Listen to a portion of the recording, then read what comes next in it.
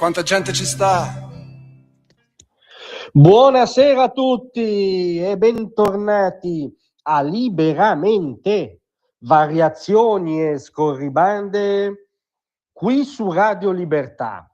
Allora potete prendere le pensose analisi, pensosi commenti, le pensose intemerate degli espertoni antitrampiani degli ultimi mesi, anni, lustri, farne un bel mucchio, accartocciarle e scaraventarle nel più vicino cestino. E beh sì, perché qual è stato da sempre uno dei cavalli di battaglia dell'antitrampismo retorico a prioristico, non della legittima critica all'azione dell'attuale presidente americano, ma dell'antitrampismo come ideologia, e beh, la teoria per cui Trump era un fantoccio mosso dal Cremlino, un socio in affari di Putin, uno che aveva un patto di ferro, un legame inconfessabile, che si muove di concerto con Putin, che ha un piano con Putin di spartizione del mondo e sta svendendo l'Ucraina e l'Europa allo zar, e insomma la Casa Bianca come dépendance del Cremlino.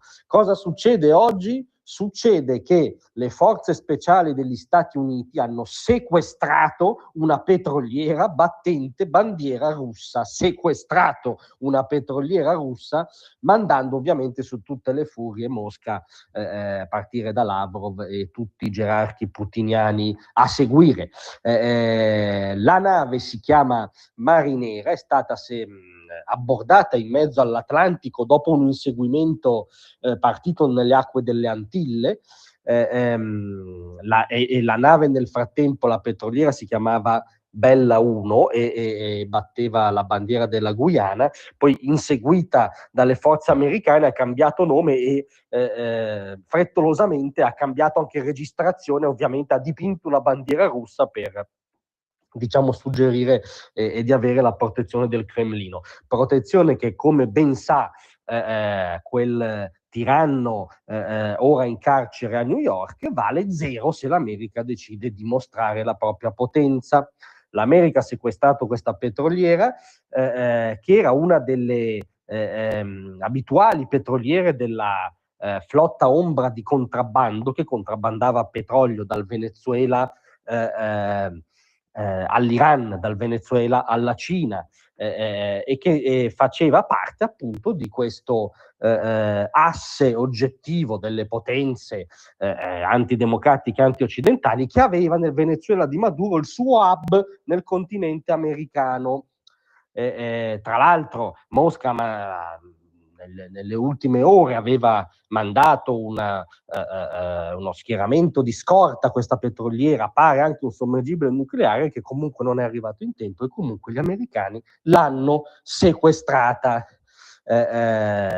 Marco Rubio ha esternato, il segretario di Stato, quel petrolio non può essere spostato a meno che noi non lo autorizziamo, perché è oggetto di sanzioni. Ha esternato anche il capo del Pentagono Hegseth. Gli Stati Uniti continuano a imporre il blocco a tutte le navi della flotta ombra che trasportano illegalmente petrolio venezuelano per finanziare attività illecite, derubando il popolo venezuelano, e Trump ha annunciato contratti petroliferi in Venezuela per milioni di dollari. Cosa vuol dire tutto questo? Che non c'è nessun asse tra Trump e Putin, che era risibile solo pensarlo, che Trump sì vuole chiudere la guerra in Ucraina perché la giudica un fronte secondario e distogliente rispetto alla sfida epocale, che è la sfida per la supremazia globale, niente meno, non per le steppe del Donbass, che ha come sullo sfondo, come grande rivale, la Cina, che è il referente ultimo di tutte queste potenze autocratiche o antidemocratiche o chiaramente totalitarie. Ha talmente chiaro la portata della sfida che ha deciso di farla finita col Venezuela come hub dell'asse del male nel giardino di casa, di farla finita col contrabbando di petrolio anche a vantaggio degli ayatollah iraniani,